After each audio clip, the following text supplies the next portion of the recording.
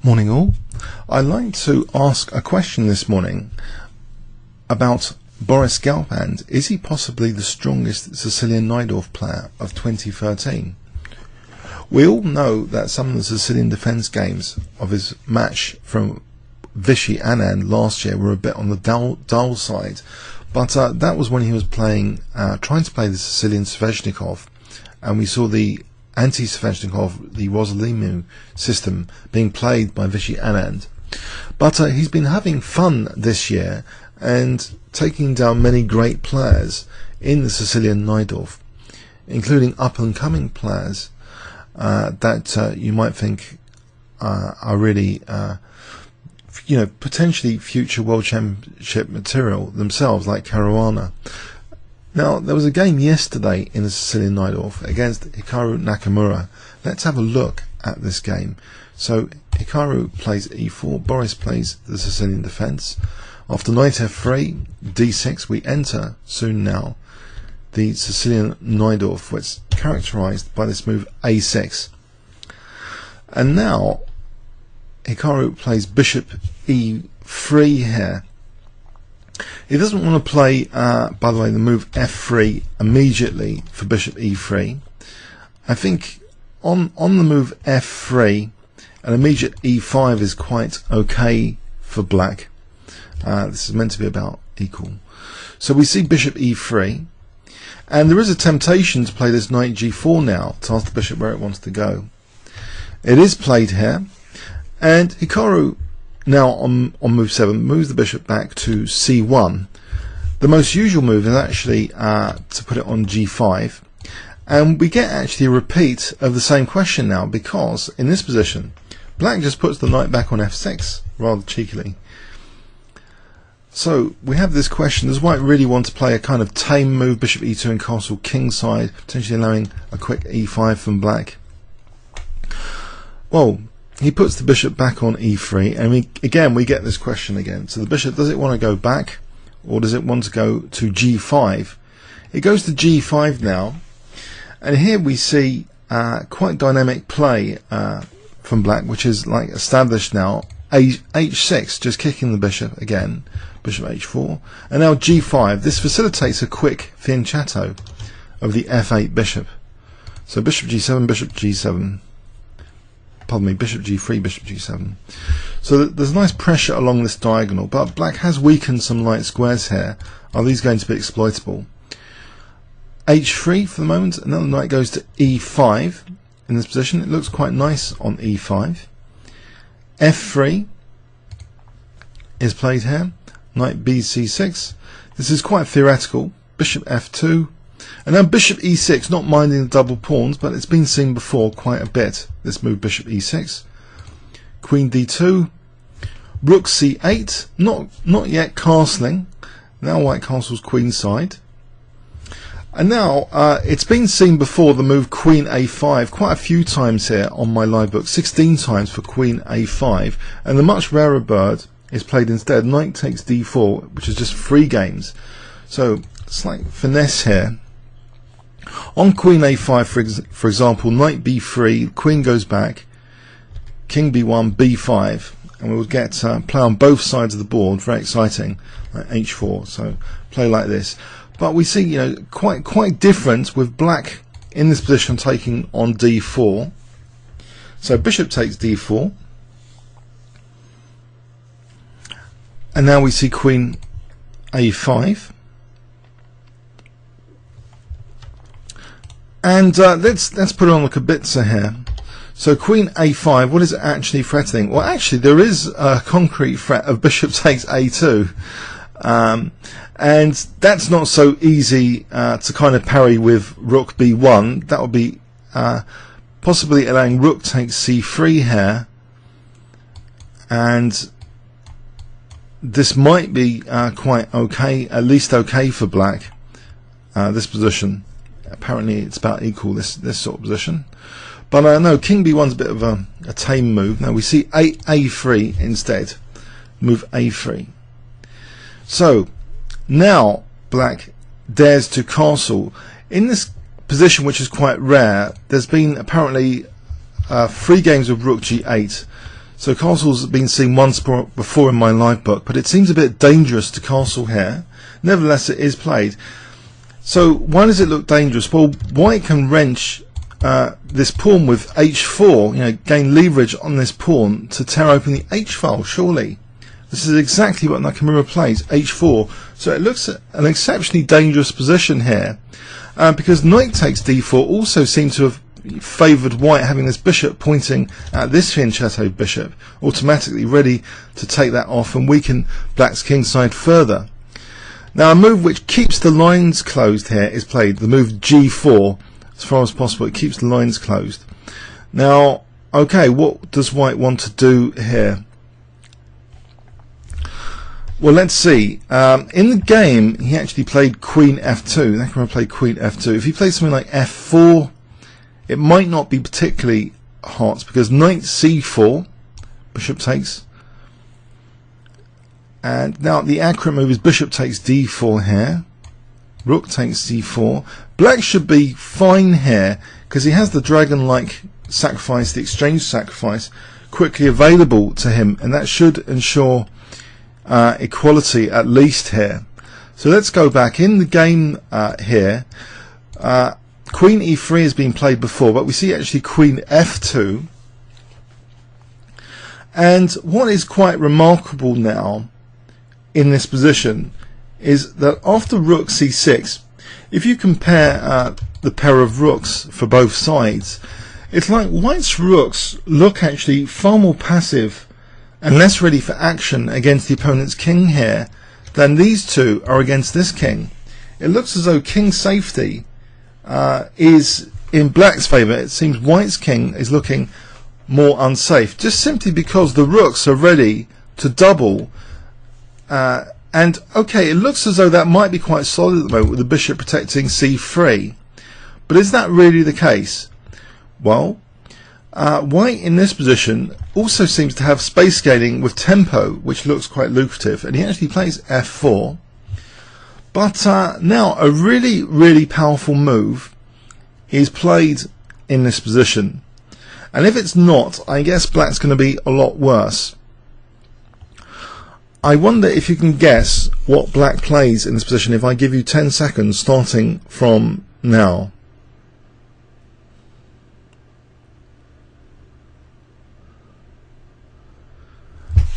Okay, I mentioned this bishop's like protector of c3, keeping things solid, but Boris just plays rook fc8, a remarkable move, really. But what choices were they? If we look at knight c4, white is actually significantly better in this position after knight c4.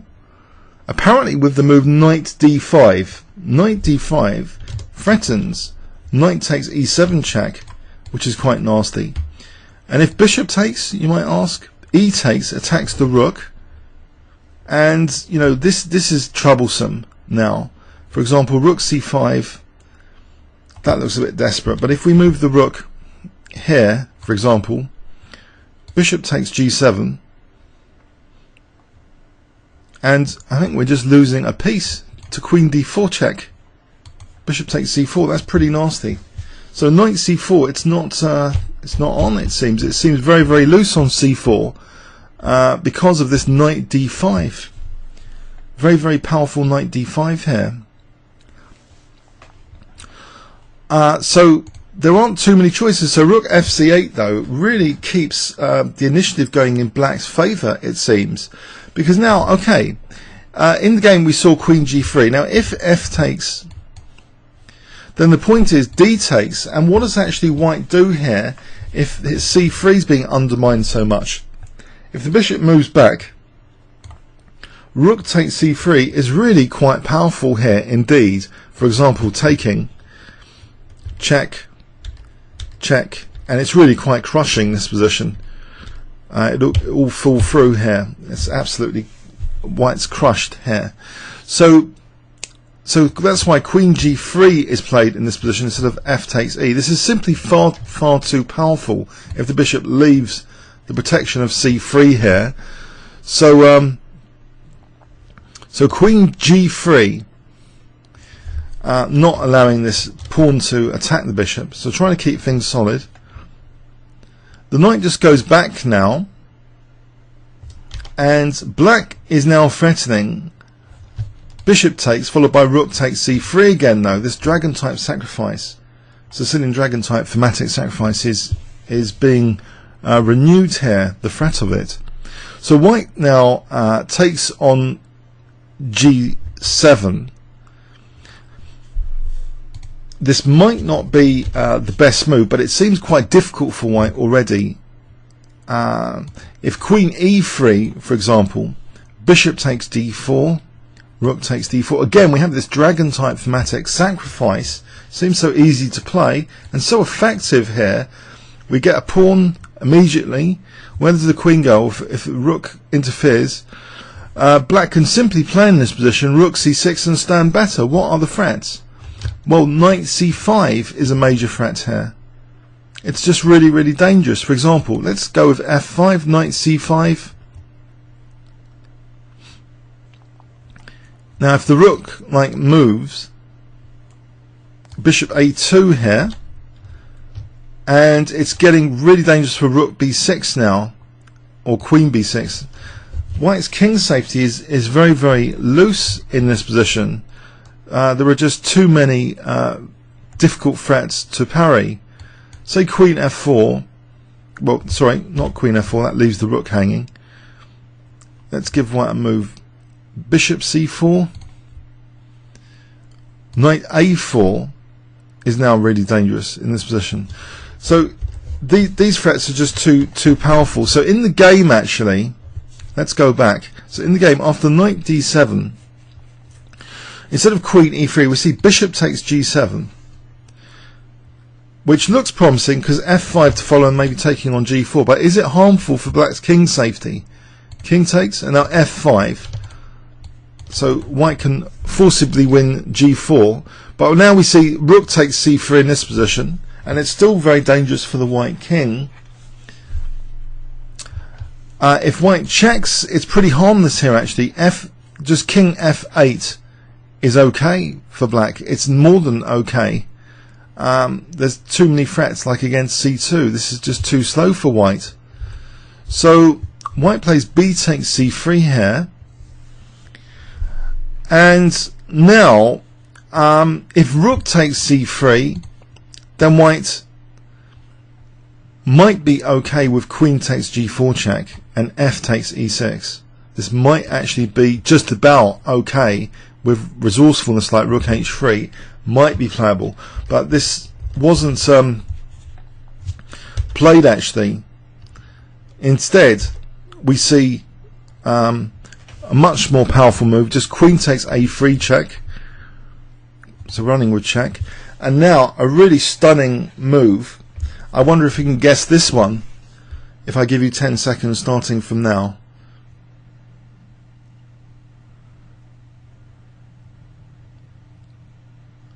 Okay, not moving the bishop, but instead knight f6, protecting the pawn and threatening knight takes e4 check.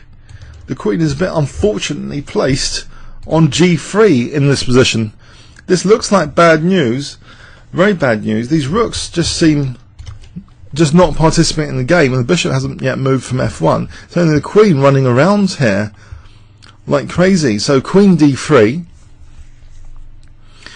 and actually there is a technically strong move in this position which the engines pick up after queen d3, which might be quite good for black. Knight takes e4 might actually be quite a good move. For example, check like this, rook c4. It's just very, very dangerous for white's king. Even like this position is very dangerous for white's king safety. If the king's getting chased like this, it's very, very troublesome. But no, instead, for the moment, we just see bishop c4, which is again a very, very powerful move though, bishop c4. Where is the queen going here? Black is trying to undermine e4, trying to get the queen away from e4. So we see queen d4, and now another really exceptionally powerful move. in this position. There are ways for black to go wrong here, but can you guess what black played? If I give you 10 seconds here.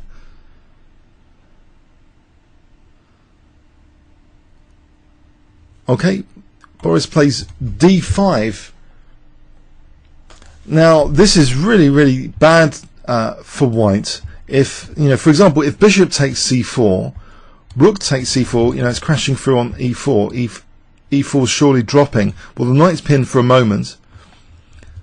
In fact, here even d4 is strong, as well as rook takes e4. This is strong, but also even in this position d4 remarkably, because if takes queen b2, threatening rook takes c2 and rook d4, for example like this, rook takes d4, this is very nasty. This queen's actually a liability, tactical liability to checks later to win the queen. So in this position, let's go back to d5. It's very uncomfortable here. White tries e takes d5. I mean, he really doesn't, of course, want the knight coming in with e5, knight e4 check. That looks horrendous. So now the horrible knight there. In this position, either knight takes c3 or queen b2, and this is incredibly dangerous here. Black threatening queen takes c2. There's just too much pressure. So after this d5, we see e takes d5, and now the right follow-up is bishop takes d5, just tying white's bishop down here and the exchange down, but much better structure. White's structure is a wreck, and if white tries to move the bishop in this position, he played actually rook g1, which seems timid, but if he does sacrifice g2 for the sake of connecting rooks, this isn't that pleasant. Bishop takes g2, and in theory, okay, it's on the g file, but just bishop f3 and black's solid enough. For example, like this, black is doing very well and could even exchange off queens here, and black would still be much better. Following up with knight d5, knight f4. It just looks very pleasant, this position for black, even in this endgame scenario.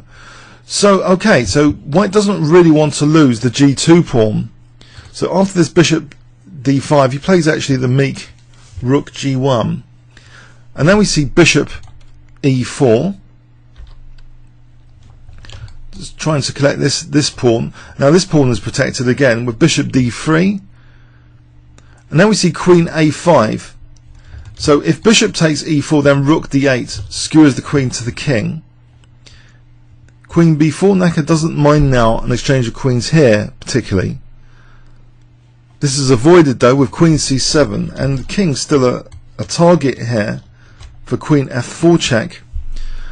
So bishop takes e4. Queen f4 check is powerful in this position, but also another powerful move is to try and get the queen away from e4 with a5. Queen takes b7. White's play just looks very much on the artificial side, with the queen doing most of the action for white in this game, remarkably. That can't be a good thing if the remaining black pieces can work together. Check, king e2,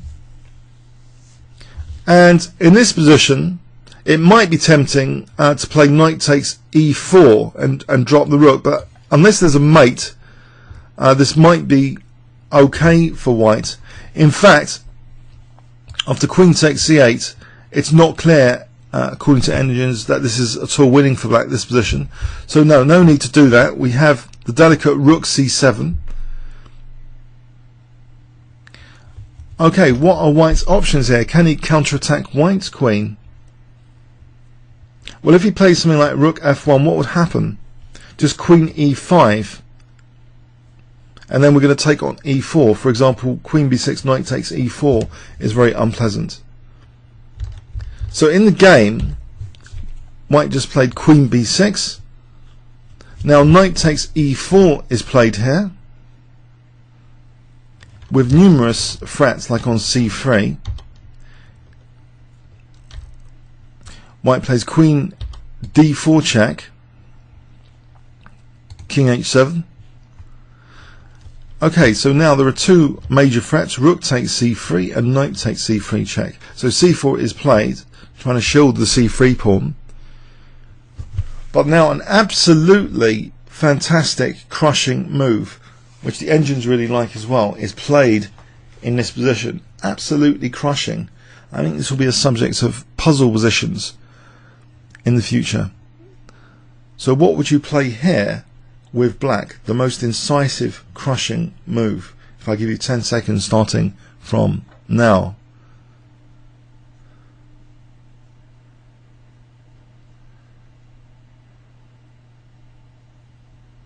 Okay, the move rook d7 is played. And the point here is that if queen takes d7, check, king d3, knight c5 check. This knight's really versatile, stretching like this. These forks are really vicious, and this is very, very unpleasant, just losing the queen like that. So that can't be played. After rook d7, a very difficult choice has to be made. Queen e3 is played. If we look at rook f1 again here, just trying to attack white's queen, actually then knight g3 check, by the way. King e1, queen takes f1 check. That's curtains. So, okay, so the queen goes to e3. And now we get knight g3 check in any case. And it looks as though, well, can white get at least a rook and knight for the queen? So queen takes g3, grabbing a knight, then a rook. But unfortunately, in this position, there's a killer check. Queen e5 check. And this is where I visited the game yesterday on ChessGames.com, and I realised white's had it here. He's not going to get a chance to play with both rooks. White actually resigned in this position, and the reason he's not going to get a chance to work with both rooks, if we look at, say, king d1, then queen a1 check, wins the rook on g1. If king d3, queen takes f5 check, wins the rook on d7. If king d2, queen takes f5, attacking the rook on d7. And if this moves, we have queen f2 check. Pardon me, queen f2 check, winning the rook on g1. So, in all lines, white is busted, it seems, after this check.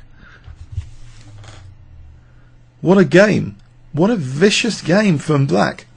And actually, on the performance of the Sicilian Najdorf games this year, I would personally vote Boris Gelfand the strongest, most fierce Sicilian Najdorf player of 2013. What would you think about this? Do you think Boris has shown to be the best Sicilian Najdorf player this year? Comments or questions on YouTube. Thanks very much.